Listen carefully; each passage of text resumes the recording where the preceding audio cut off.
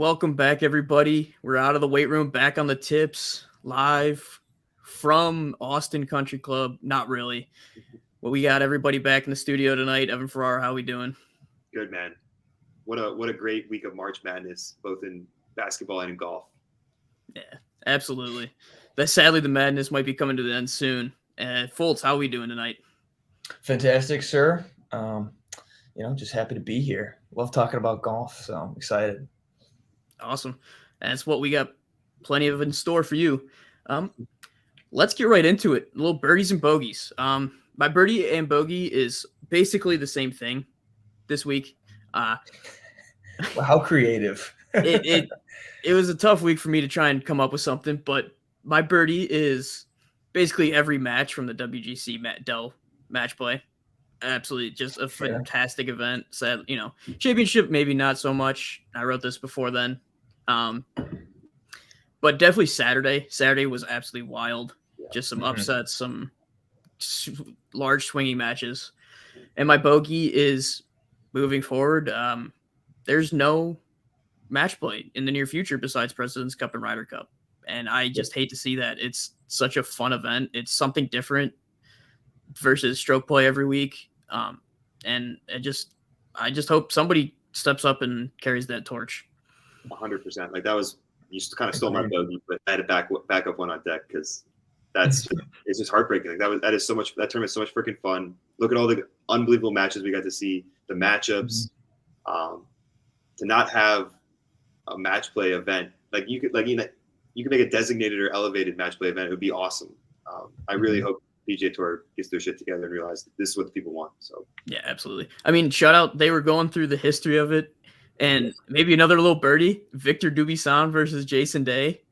If anybody I've watched that video of Victor Dubuisson's saves from cactus on back-to-back holes so many times. It's one of the most incredible things. Jason Day was just standing there laughing just after each one.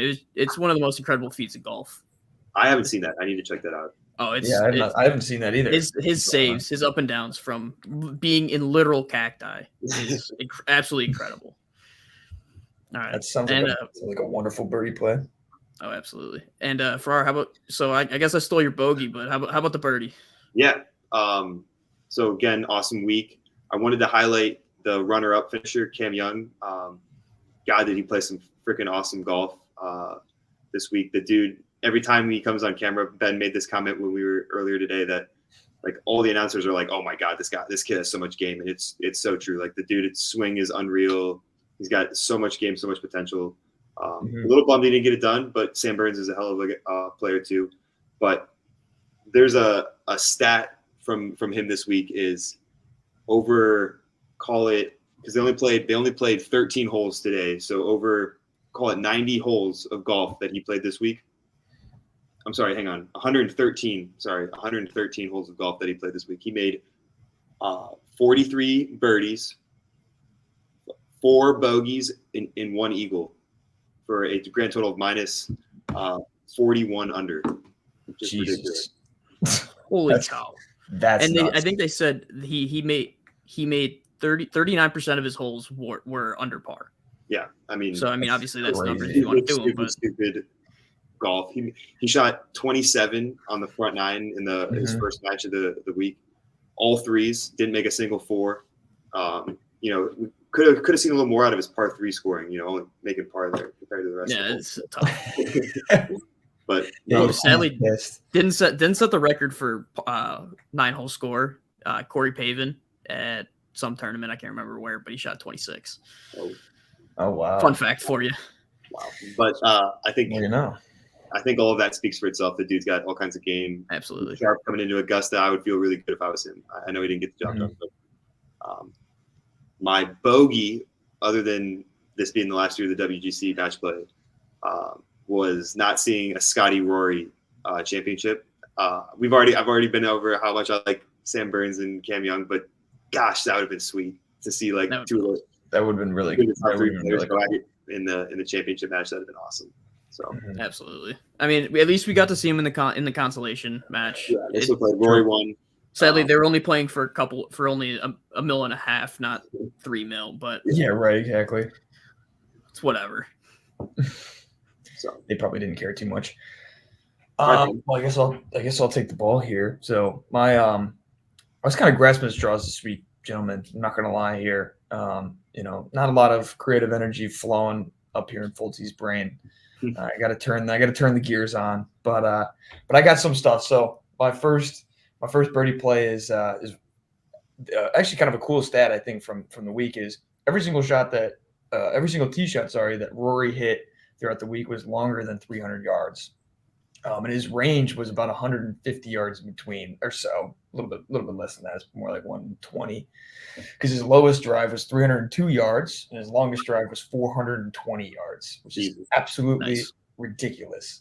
But I thought that was pretty cool to watch, but also like kind of read about afterward because he's been making some swing changes and stuff to try to add some distance. So it seems like it's paying off. I mean, yeah, that he hit on 18. Drove it to like 4 from like what 370. Yeah, roll the ball back. Yeah, speaking of, but I was actually watching that, and you know how normally they have like a kind of a like dubbed in sound for when you hit the ball, right? It's just like the same sound pretty much off the tee, or like they try to get the audio, but it just sounds the same. It literally sounded like Rory shot a gun on the tee. Like it startled me. I was sitting here like doing my work. And it was so loud that it startled me because it did not sound like a normal golf shot. It was when you're producing that much ball speed, I'm surprised that face doesn't just shatter on every swing. Right? It's unbelievable. So that was really cool to watch. My little side birdie for the week was warmer weather in Cleveland. It seems like, well, I should say up north, really warmer weather up north. So it seems like we're kind of finally coming out of the winter months. Just gets me excited for golf. My bogey play is actually very meta and pretty funny. It's the fact that I don't really actually have a bogey play. Going into this, we all knew we were going to have the same bogey play of the dell. Yeah. There's no more match play, so I was like, my bogey is the fact that I don't have one. So what a great week for golf, honestly. I just got nothing bad to say. Too positive over here. Sorry, boys. Yeah, come on. Something had to have got bad. Okay, I could say Sam Burns hitting that dude on whatever hole that was. I forgot. That guy got smoked on hole 12 or 11. Oh my god. 12.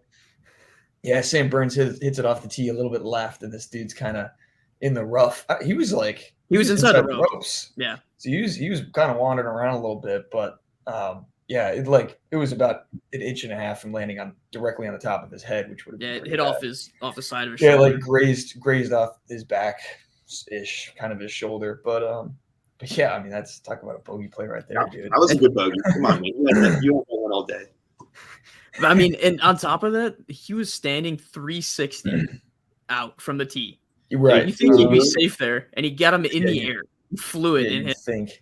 Ouch. And kicked it almost behind a grandstand, but then it hit a tiny little post that maybe had a diameter of like 3 inches. Yeah, the golf ball itself, and it kicked it back into play. So just a lot of ricochets and ended up in the same spot, anyways. Yeah, you got lucky. I actually have a little follow-up side bogey. Kind of disappointed in Max Homa's performance this week. Really genuinely thought that he could take on the Kent State beast, Mackenzie Hughes, and he just didn't get it done. So I'm over here. I'm in sorrows. But I just didn't want to say it, all right? I didn't want to say it because if you say it, it's true, okay? Yeah. I didn't want to say it, but now I said it, so it's true. We're all big fans of Max here. It's very rare that I root against him. So go Mackenzie Hughes. That was awesome. Whatever. Yeah, that was the first time I've ever seen you be like, honestly, I don't really want Max Homa to win. Flashes can kick rocks. They can hit rocks. They can definitely hit rocks pretty well. I mean, you guys just want to get into it? Any other comments, concerns from the match play? I think if I were to add one more thing is Jason Day's playing some awesome golf. I've called him out on a couple of recent podcasts, just saying how he's trending and how well he's playing. The dude, from a strokes gained perspective, is second, for all of 2023 behind Scotty. So in terms of, he's like the number 2 ranked player of the year if you just took 2023 into account in the world. Yeah. So the dude is really playing some awesome golf. I'm really excited to see. It's no longer night; it's day again. The sun has risen. The sun is up. He is here.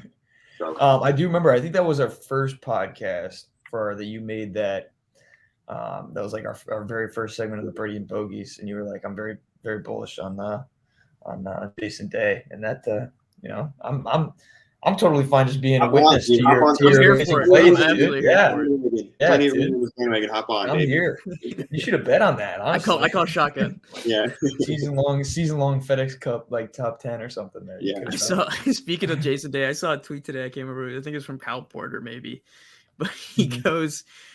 Apparently, there was talks of Jason Day possibly having struggling with some vertigo during the tournament, and he's like, "Jason Day's back." Classic Jason Day is back.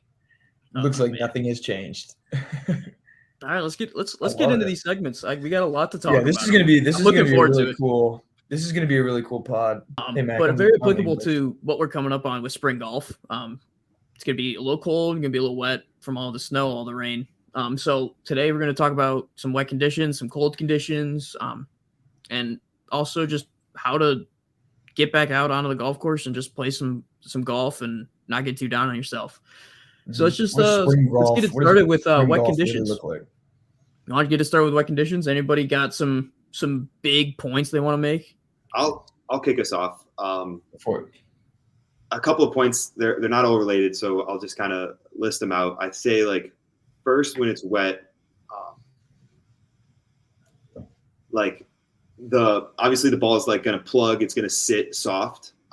So like you're not going to get any roll on any shot. So any distance that you have, you got to, especially if the ball's flying in high, it's gonna hit and stop. Pretty regular wet conditions. The one caveat to though is when you're chipping and you're pitching and you're hitting like lower shots. Oftentimes when it's wet, the ball's first bounce is a skip bounce when it's really wet. So, when you're starting to play in the spring, I really recommend seeing how chip shots react if the greens are a little bit wet. Because I think we can all attest to that. Like you hit a low pitch or a low chip shot, like that first hop is going to skip, and then there's the spin that's going to come out. So, you may think, if my irons and my wedges, like full wedges, are just hitting and stopping, like I'm going to hit a chip shot really hard at the pin and it's going to stop, but that's not always the case. Yeah, absolutely. I think I would now thinking about that.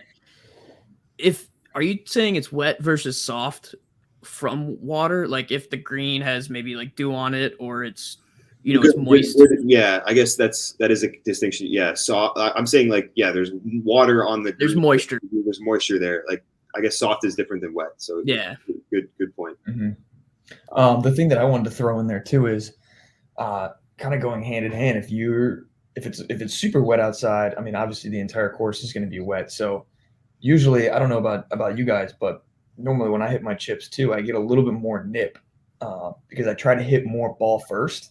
Because I'm just so afraid of chunking it when it's wet out like that. So I normally get a little bit more ball first. And on those chips especially, that first bounce skips, like you said, and then that spin back might be a little bit more than I anticipated. So it's like just something that you have to think about sometimes when you're chipping on some wet conditions. Yeah. It's a little bit easier to chunk it too, so you got to be a little bit wary of that. But that also introduces the extra spin. So really just depends on the shot you're trying to hit, the situation at hand. Also, go ahead, sorry, Max. I'll add on to that chunk part because that was my big point. That was my big thought when it came to playing in wet conditions. Is it's really easy to, when the ground's softer like that from all the rain and snow, it's easier to dig into the ground because it's softer. Yep. And so, like with wedges especially, is that leading edge is so sharp it can go right into the ground. And it's usually a steeper angle of attack with wedges.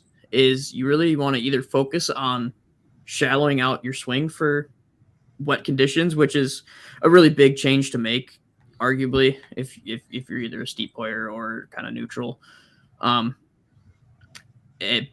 Or really focusing on getting ball first, because being 20 yards right of the green versus hitting it 20 yards in front of you is a very big difference. Yep. Yeah, like moving the ball maybe a little bit back in your stance to maybe where you normally play it because it's wet. definitely helps to hit ball first. That's a huge key. Kind of going off my second point I wanted to make was like really good lies in the rough when it's wet. So let's say it's kind of been sprinkling, it's been rainy, the grass is pretty wet, and you have a good juicy lie in the rough. When it's wet, the ball doesn't spin as much, and you're like way more likely to hit flyers out of the rough. So true. So, when you have that perfect lie in the rough, really, really keep that in mind that like you could catch a flyer here and it could go 30, 20 yards over the green if you hear it. So, I always like to even club down sometimes, like, all things equal. I have a flyer lie, a juicy lie in wet grass. I'm probably going to club down and expect the flyer because those things just don't spin and they just fly forever. So absolutely. That's actually funny you mentioned that because I saw this video recently of like Phil Mickelson talking to somebody.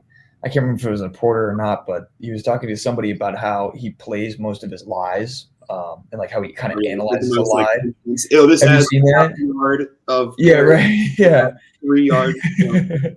No, granted, like you say whatever you want about Phil Mickelson, but it's undeniable that was kind of a cool look into how he analyzes a lie because it's true. I mean, like you just said, just adding a little bit of water to the rough, even just from a water bottle, will make that come out a little bit as a flyer lie. But I think like it's kind of cool to dive into it even a little bit farther. Like if it's a little bit of a thicker rough lie, like it's going to grab the club face a little bit more if it's so wet because it's heavy. Yeah. There's a lot of different things to take into account with regards to like that rough lie. Yeah, for sure. I mean, also I think a big thing is bunkers, and I mean we could do a whole episode on bunker play. Look for that probably. I think that's a great one to include. Foreshadowing. Write that in the notes. Somebody write that down. Write that down. But like, especially when bunkers are kind of compacted, they're wet. They haven't been fluffed up, quote unquote, to start the season. I mean, how do you guys like to play that? I can start where instead of opening up the club face all the way, kind of like for a normal sand shot, I actually like to lower it a little bit. And it'll come out hotter. Close the face a little bit, like it'll still be open. It'll be open from square, but it won't be as aggressive as like a normal sand shot. For the most part, obviously, if it's a tight one, short-sided pin, it probably will be all the way open. But just understand that when the sand's compacted, it's gonna come out hotter, and I don't really think it comes out with more spin. I would say, I'd say the opposite. Yeah. I think it definitely comes out hotter. Like my whole thing is like when I take like a relatively full swing on a fluffy bunker, like I really bring it back relatively far. On like I'm really like shortening up my swing because I know the ball is going to come out hotter. I'm not going to be able to get as under it on that compacted sand. I would add like especially spring seasons, golf courses aren't even in their close to their peak conditions. If the bunkers haven't been raked all year, I think it's stupid to just hit out of a bunker that's just so firm that hasn't been touched all year. I'm a proponent of, especially early in the season, going out and just like playing 9 holes practicing, like let's rake in place. Give yourself absolutely a chance to get some spin on it and like have a little bit of fluff under the ball because 90% of the season is going to be off of better sand than what you're going to play in March and April. So I like that. And I definitely want to touch on that more later in the episode. Going hand in hand really quick with what Max said. I also closed my club face a little bit. It's a little bit more, I mean, it's still, like you said, open to square, but I almost hit more of a basic chip shot. Like my bunker shot swing fully changes. It's no longer I'm stance wide open, club face wide open, this massive hinging swing. It's more of just like I now feel at the distance that I have, just catch the ball first, kind of like a pitch shot that I would have from 30 yards in the fairway or something like that. It's almost more like just allows you to kind of avoid that sand, Yeah, it's almost more like a I would say very like a flop shot, clippy. Kind of like from the first cut of rough flop shot. Yep. You're really trying to like clip the ball. Just clip. Oh, I don't even clip. I clip mean, the I still ball kind of. right off. I still think on sand first. Yeah, I still take a little bit of sand. I get you some just have to sand. understand your club's not going to go as deep, so you're going to get more club face on the ball, and also the sand's more Right. compacted. So I think that's why it comes out hotter. Is it's not Yeah. there's more force going into it, more weight. But yeah, I like the wet bunkers. I think like playing it like a kind of like a floppy kind of small flop shot out of or a high chip shot out of the first cut is kind of what your thought should be. I like that thought. I haven't really thought about it like that, but that's a good way to summarize it and give someone like a feel. A picture of feel. Yeah. I really just think that I'm hitting a pitch shot, to be totally honest. I mean, whatever works for Whatever you. works But for you. yeah. I mean, I don't pitch like shot if it's a little chip. I'm just joking with you. I don't think you ever want to hit ball first in the bunker unless you're out of a fairway bunker. I think greenside there always should be sand coming into contact with the club face first. Yeah, absolutely. Even I think the key is, I think the only thing I would say to that is my key in wet bunkers is I'm trying to limit the amount of sand that I actually grab. I think the less sand I grab, the better. You know, I mean, the closer that's the way I feel it out. It works for me. But I mean, if I get too much sand, it's just like I hit a brick. You know, it's like it just doesn't go anywhere. Wet and heavy. You know? And I mean, I would rather hit it a little bit long of the pin than leave it in the bunker 4 feet in front of me just because it was so wet. You know, so I've always erred on the side of catching less sand and more ball and just kind of letting your arms do all the work almost in the swing. Not everybody operates that way. Yeah, exactly. And I think you probably get a lot of spin out of the bunkers that way too. You kind of hit those like those high spinners.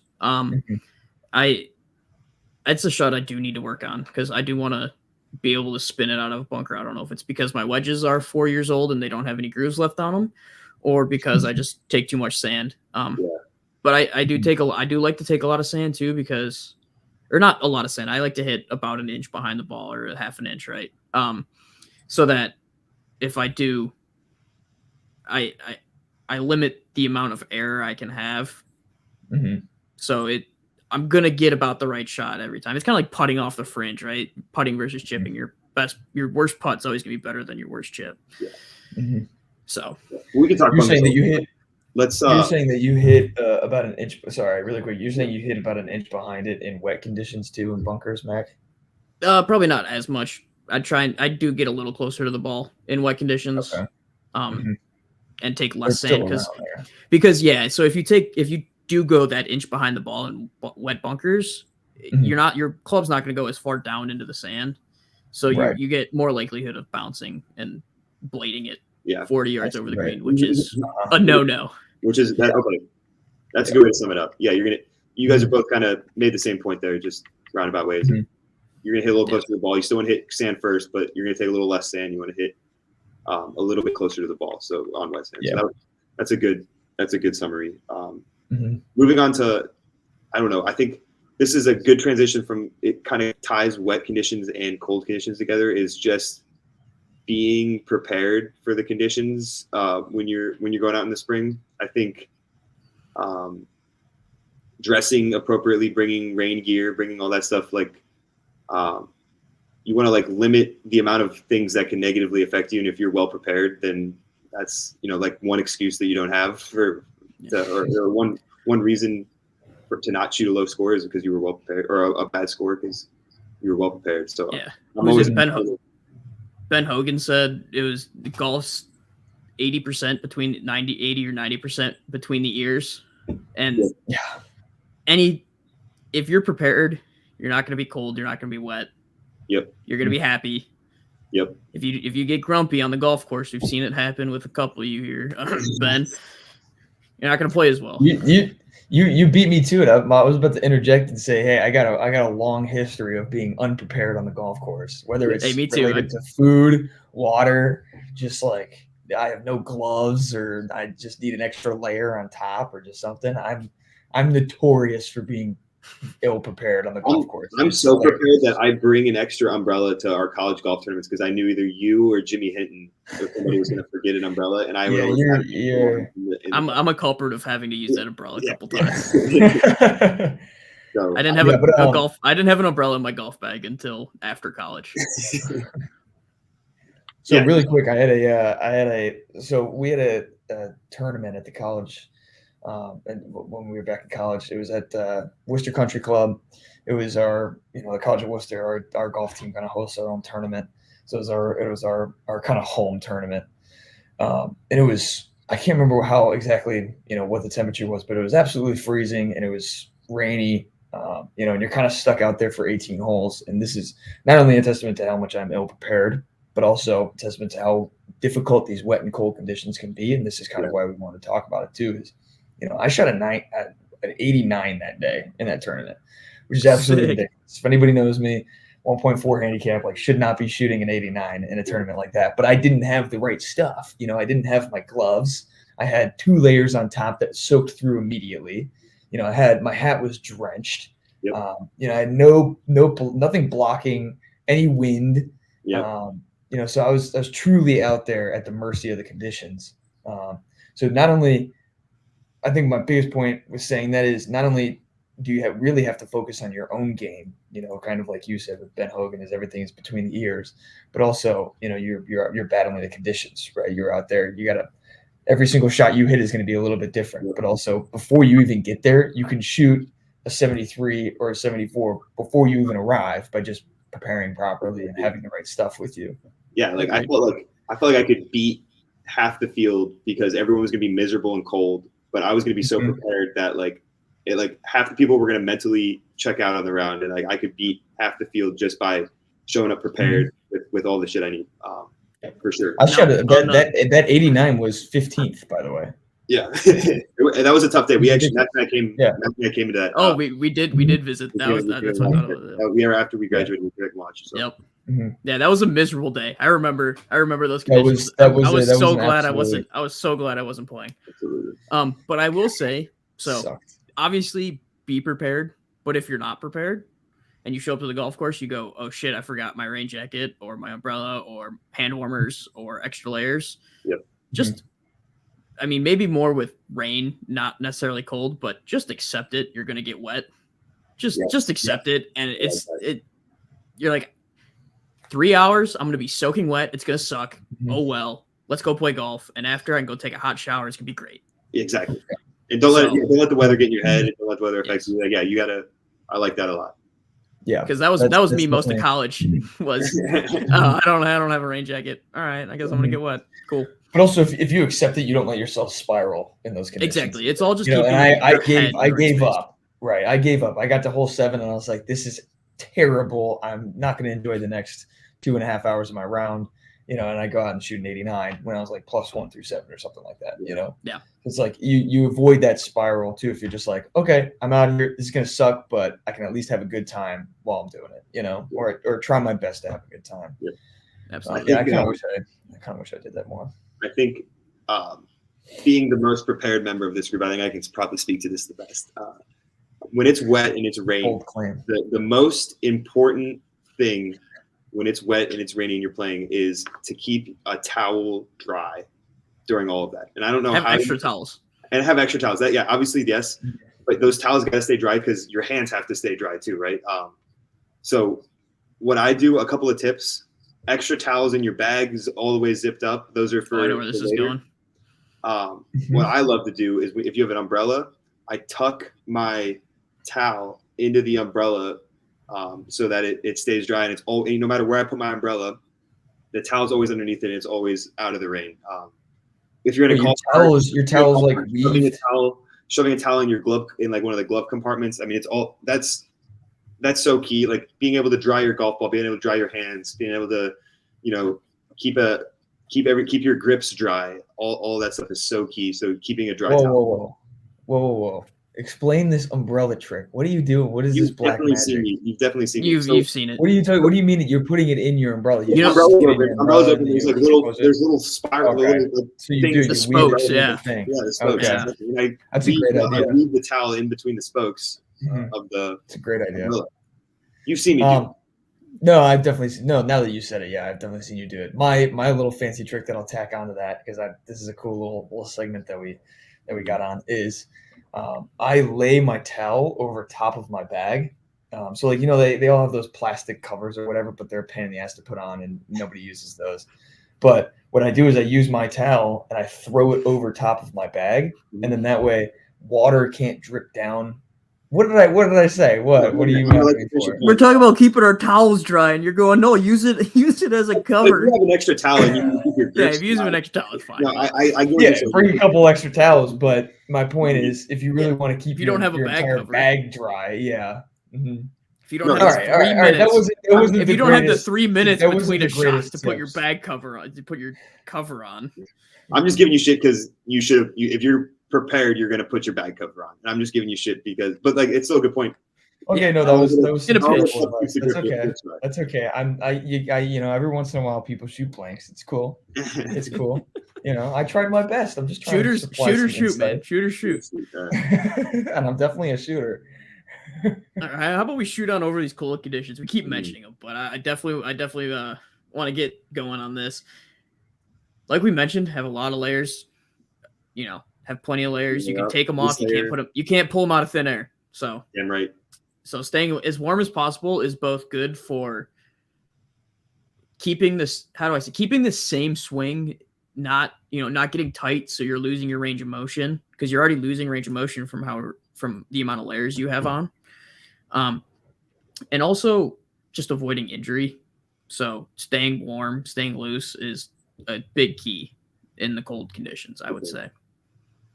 I think for me, cold weather, it's all about my hands staying warm. Like the second your fingers start getting really cold, it affects your swing. It affects how your contact with the ball. If I can keep my hands warm, I'm good. I don't care if it's cold. Like I just got to keep the hands warm. So, whether it's hand warmers, I love cart gloves or cart mittens. I fucking throw my hands in those babies 90% with the hand warmers. With the hand warmers in there, yeah. But that's my cold weather tip. Keep the hands warm. Absolutely. I don't know if this. Oh, go ahead, Fools. I was just gonna say. I mean, I don't have too much to add, but I would say that the key in cold conditions and the thing to avoid, I would say, is that lack of confidence. Like Farrar said when he was talking about kind of getting cold hands. The problem with that is it's not necessarily that you can't grip the club. It just feels like you can't grip the club when your hands are freezing cold. So, like keeping your hands warm, keeping your core warm, everything that you need warm in cold conditions is really key for that confidence, though. It'll let you hit some better shots just simply because you feel better, which I know is a little bit redundant, but I wanted to make sure that point of confidence was there too. So, can I ask both of you guys a question? Yeah, shoot. Absolutely. All right, it's freezing cold, and you have a long iron in your hand off a fairway lie. That's kind of a scary shot. Like in cold conditions, I find it easy to blade and hit those stingers and freaking rings your hands. What are some thoughts when you got long irons in hand and it's cold? Because that's a tough shot. That's a really good question. What I like to do is go to my tried and true shot. So I focus really hard to try and hit a straight ball or try and hit a draw. But I know if I'm back against the wall, gun to the head, I need to hit this shot to this long iron on the green. I'm gonna hit a 20-yard slice. Like I just know that I can leave the face wide open. It's gonna go left. And I know I can make good contact with it. So the lefty over here, by the way, just for the listener. Yeah, exactly. So that's what I would say when it's cold. You got a long iron in your hand. Go with the shot that you know you can hit, or the shot that you know that you're going to make good contact on. Yes. And play. Yeah, that was pretty much exactly what I was going to say. Is I just focus on my form pretty much. Like my swing, I really just focus on the swing and the kind of contact that I'm going to get with the ball. Whatever that entails. I mean, if I have to move it a little bit farther back in my stance, so I really make sure that I get ball first, decent contact, or I take a little bit of a shorter swing, kind of saw off my backswing or something in order to just guarantee that I hit. I don't swing out of my shoes toward it, which is where you really get those bad ringers. Absolutely. But yeah, I would say that's all about the contact and just how you hit the ball. 100%. I loved your like point there about a shorter swing. I love clubbing up when it's cold and swinging a little easier. Like that, just to me, that's the easy way. Like my 3/4 swing is really, really good, and I think I make really good contact when I swing 3/4. So if I have to hit a 4-iron instead of a 5-iron, or a 5-iron instead of a 6-iron, that's fine, and just hit it. Yeah, nice and smooth 3/4 swing. So I mean, that's a great segue into. Do we want to show an example? Let's do it. Let's do it. Sure, awesome. Let's do it. This is a first ever on the Tip It Out Golf podcast. We're going multimedia now. We are. We finally have. We got our first. We got the. So this is the normal swing of. I want to comment that it's 50 degrees out. And I have a short sleeve shirt on. That's I think that's Cleveland and Detroit. That was today. That's today. This is today. But go. Please proceed. Perfect. But yes, so this is our normal swing. If you want to kind of, I'll run through one so have us stop somewhere. Yeah. No. Run it through. I think you just want to focus on how far I take it back and how far I take it through on my full swing. Yeah. So I take it probably a little bit to parallel, maybe a little bit past. I'm usually a little past parallel sometimes. Yeah, so that's a little bit past parallel. A little bit. It's pretty close. All right, come on. It's in it. It's a great spot. It's in a good spot. Club face is right. The angle of club face is perfect. Your lead arm is kind of straight. Yep. Wrists have a nice hinge to them. You're posted up on that back leg. It's just that's a picture perfect. Dude, thanks, man. That is very nice. You've been grinding this winter. I've been grinding. I also like. I will point out too. You stopped at a perfect time. I like how your chin is touching your shoulder there too. Yeah. You're really getting that reach, but it's not so far that it's kind of like twisting your head with it. Like sometimes when I'm over swinging, it kind of brings my whole body with it. I like that. You notice that if you see that was Tink, you like hit that mark and you knew to go. I think that's a full turn, right? Like anything past that is too much. But right when that shoulder hits the chin, that's pretty full turn there. That's a good. And having that shoulder hit the chin or having your chin hit your shoulder too, also kind of indicates that your head's not moving, that you're staying in the correct posture. You're not shifting. Yep. So and then you're also staying tall. Yeah. And then as you can see through that through swing. You're bringing it all the way around. It's just a full swing. You're just releasing the club. Yep. You're not trying to do anything special. Nope. Very classic full swing here. And now we'll go to so let's picture here. Let's set the scene. So obviously you're wearing a short sleeve shirt here, but let's pretend it's cold and into the wind, maybe. Yep. Cold into the wind or something. Yep. You're trying to hit a little knockdown. You got a lot of layers on, so you can't get a full turn. All right. So we'll go once through here. And this ideally is going to be a little bit more of a tried and true shot, like Mac was talking about, right? Like this is the shot that you fall back on. That's going to be, I know that I can hit this really solid. I know that this ball is going to hit the center of the club face. So if you take it to the top, it's a little bit shorter. I'm definitely not to parallel, or maybe in my eyes I'm not to parallel, but in everyone else's eyes maybe I'm right at parallel, right? So a little bit shorter, backswing, and then go ahead and go through. And then what I'm trying to do is I'm controlling the height and spin of my golf ball by shortening my backswing and shortening my follow through. By doing that, just compared to a full swing where I take it all the way back, I take it all the way through, it's going to come out lower and it's going to come out with less spin. And if it's cold, if it's windy, really, really good way to just manage those conditions, because you start hitting those high full swings when it's windy and cold. You bring in the skull, you bring in let the wind affect it more, and that by controlling my takeaway and my follow through, that's going to help lower the spin, lower the trajectory. So I'll tack on here. I know I keep saying it, but I was here when you hit these shots and I was listening to them. The contact that you got was so much more solid on this sawed off swing right here. Like you genuinely, and like I said, I know it's a little bit redundant, but you hit the ball right in the center of the club face. And I think that really comes from that sawed off finish. Whenever I do that in my swing, it's always, got some great contact. Hold that sawed off finish, because I think the biggest key to the sawed off finish is my weight on my follow through. So if you can just kind of like go through my follow through and just look at how in balance all the way through, like right there, I'm so balanced and my weight's all the way forward, and I could sit there for 30 seconds to a minute just posing like that, right? Because my balance is so good. I think for whatever reason, the sawed off finish, when you like really try to finish right out in front of you, just gets your balance and your weight in such a good spot. That's like my favorite. That's my favorite drill with new golfers is just like, let's hit. We're gonna hit half swings, and your goal is for your hands to finish right there. Like, and absolutely. So that's the same thing I do when I'm struggling too with my swing. Is like, everything's just kind of out of sync, or something's going on within that swing. I will go to the range and I'll hit 7 irons 100 yards and just work on that weight shift and just timing it, and just that little quarter swing, even just timing everything back up and getting everything back in sync. Absolutely. I noticed that I had I was telling Farrar about this a couple of weeks ago when we went to the range. I have a little bit of a reverse C where I kind of, how Farrar with that sawed-off swing was kind of leaning over top the ball almost on his way through. I was kind of exaggerating that a little bit, where I was really leaning over and I was falling into the ball almost. Like it was just, I had zero balance, right? So when I was, trying to work on that, my one swing thought was through the target, right? Like keep pushing through the target line, really lock your hands all the way out in front of you, or like really stand up tall when you're through the ball. Like when you finish your swing and your hands are straight out, like you're both pointing at the target. Like you feel, at least the feeling of it is like your chest and your hands are both pointing through the ball at the target.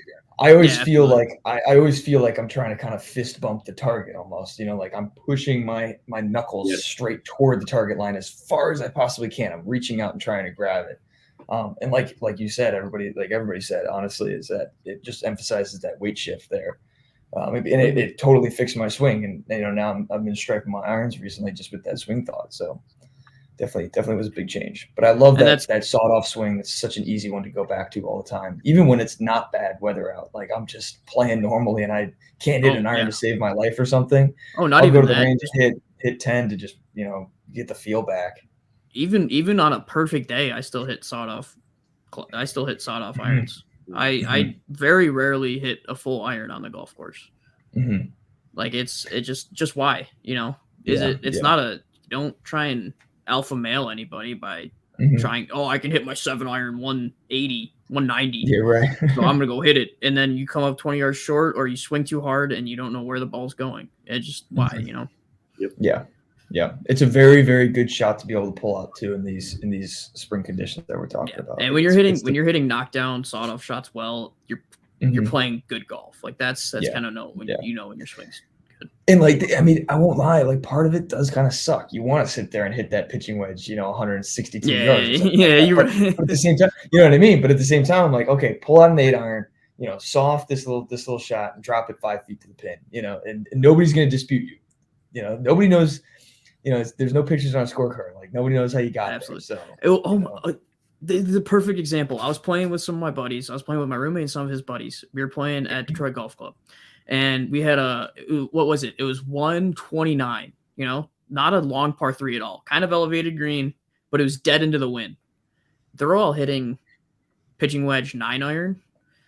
I hit 7 iron. Full. And they go, and they didn't get it to the green. They were in the front bunker, or they were just short. And I hit it, pin was tucked in the front, maybe 4 paces on.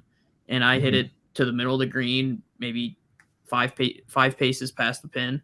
Yep. Nice. And they're like, what you hit there? And I go, 7 iron? And I go, yeah, dude, I hit a pitching wedge. I'm like, yeah, I hit. That's probably why you're in the bunker, man. I hit a 1/4 7 iron. It stayed below the wind. It was an easy shot. I knew what I was doing. I made good contact. Perfect contact. Spin. Yeah, exactly. Yeah, like it's don't try and hype yourself up or be the biggest guy. Don't try to do right? too much. Yeah, especially in spring.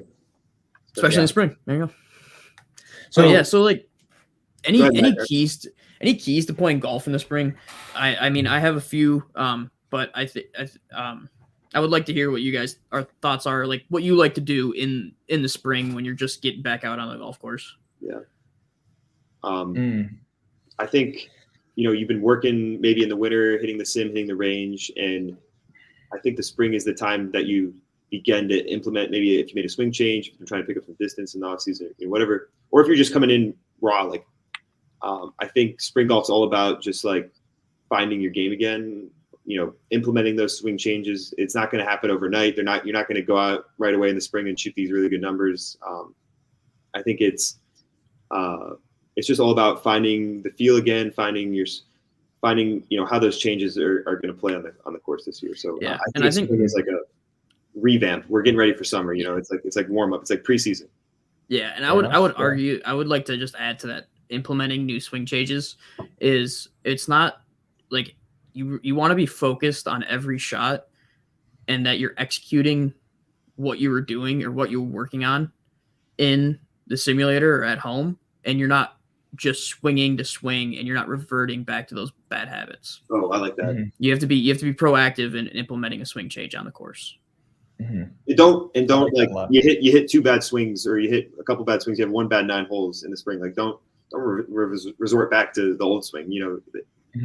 Still stick with it. You're doing the right things probably. And, you're working on the right things. Stick with it.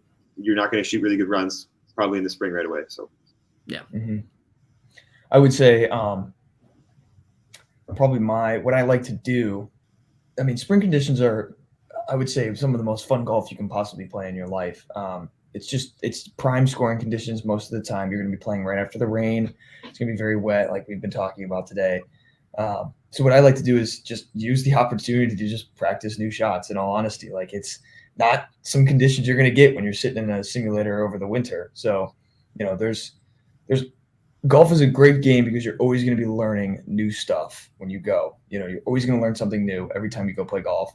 So I think I try to utilize the spring as a time to get me really confident over the ball, right? I just want to feel good going into the summer, like Farrar said, and like you said, Mac, too. But at the same time, I'm going to utilize the opportunity to kind of practice hitting a couple shots that I, maybe hit over the winter or maybe didn't try to hit over the winter, either way. But now there's an opportunity to drop the ball, 15 feet from the pin, and it just sticks there instead of rolling all the way off the back of the green. So like there's the conditions, in my opinion, are more of a kind of a holistic course view. Like the way that I approach the course is completely different than anywhere else. So that's what I like to go out there and get that experience, just see how the ball reacts, start learning all this stuff. And then that kind of in tune also helps me with my summer golf too, because I'll be like, oh, well, I know that, this ball is going to land exactly on pin high and it's probably going to roll over the back of the green. Okay, I'll go down a club or just something like that. It just gets you feeling comfortable over the ball. I think that's the key in the spring, Yeah, absolutely. And the only thing I'd add to those two is just having fun. Always have fun. Exactly. Always, no matter what round you're playing, and you could be in the final group of the Masters on Sunday, but it's just go out there and have fun. You're playing a game you love, but have fun practicing. So make it focused practice. Anyway, but it's focused practice is back. It's never gonna leave. No, but just have fun. That's gonna be our motto. That's our motto right there. Exactly. And then also the other thing I would add is greens. Greens are not always going to be as pure as they are in the summer. Obviously, they're just coming out of frost, and they're not had time to cut or roll them or anything like that. So they're gonna be bumpy. They're not going to be. You're not going to get good roll out of them.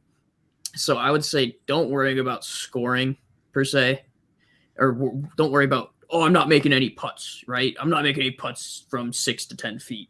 It's like, no, well, you're not, because the ball's going every which way. It's not actually taking the break. I think it's important to focus on, are you starting it on line or on the intended line, and are you putting a good roll on it? And by good roll, I mean the ball's going end over end. It's not popping and jumping right off the club face. Yeah. It's getting on the ground quick, and it's going end over end, and it's not wobbling. So that's the only thing right, is the start line, like the line I'm trying to get this started on, and I'm going to try to put a good roll on it. And then in the spring, the ball's going to bounce. It's going to hit bumps and shit. So I like that a lot. Yeah. No, that's a great point, especially, spring golf, those greens, dude, are just, it's like Plinko. You're just taking you're hitting and hoping, in all honesty. It's a complete guess. So that's a great point to focus on. Don't beat yourself up if you miss 5 footers in a row. Like, it's not, you're not going to be pouring them in from everywhere. So, and I think that should also give you the confidence then in the summer golf. You're like, oh, okay, now the conditions are nice. Now like I know my line here. Let's make this putt. You know, there's nothing that's going to stand in my way. You know. Yep. I think going back to one of the points you made Ben, was kind of like you hit some shots in the simulator and probably didn't get to hit all the different shots that you're going to hit around the course in the simulator, like going into the spring. So I think big ones are like chips and pitch shots. Probably didn't get to practice those at all over the winter. So spend a little extra time dropping a couple balls around the green, hitting some chips and some pitch shots in the spring. Yep. Get that feel back early is huge. That's totally agree. Yeah. Spring golf is an interesting time. It's super fun. You know, there's scores to be had, but also there's a lot of fun. You know, you just mess around, just get wet, getting back out, man. Honestly, I liked two things. I liked Farrar. I liked what you said, calling it the preseason, because I mean that's the perfect way to describe it. Is like you're kind of getting a feel for what's going to happen in the summer, but ultimately it has no effect on what's happening in the summer. Things are going to change. Yeah. And then the other thing I would add is I experienced this last summer or last spring, kind of when I was when being a member at the club, and you know, kind of all my friends that I had developed friendships with through that summer of golf and who I started to play golf with all the time. It was so exciting to come back out to the golf course and see them in the spring. And I'm just, you know, I don't really hang out with them all that much outside of the golf course. Sadly, I should go get some drinks or something, but you know, we live all over. It's hard. And so, but going back to this place that we all love and cherish, and just a sport that we're completely addicted to, is just, it's a great experience. It's so much fun.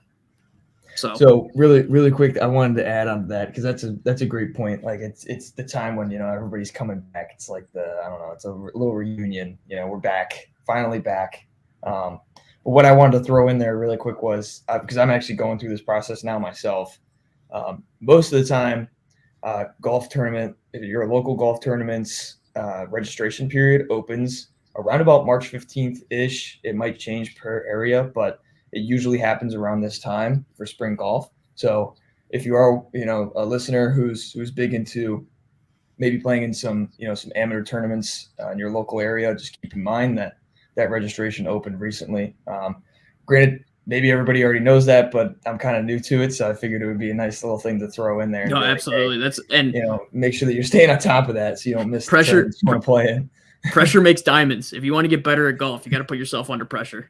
That's where you know your game's at, is under pressure. Everyone can go shoot 79 with their buddies with a couple of beers, but can you go shoot 79 when you're counting every stroke, you know, playing every hazard correctly and every OB correctly? Can you go shoot? Can you go break 80 under those conditions? That's with no reloads. With no reloads, yeah, no mollies. Actually, I would say the real question is, can you go out there and remember every single rule that you completely forgot over the winter?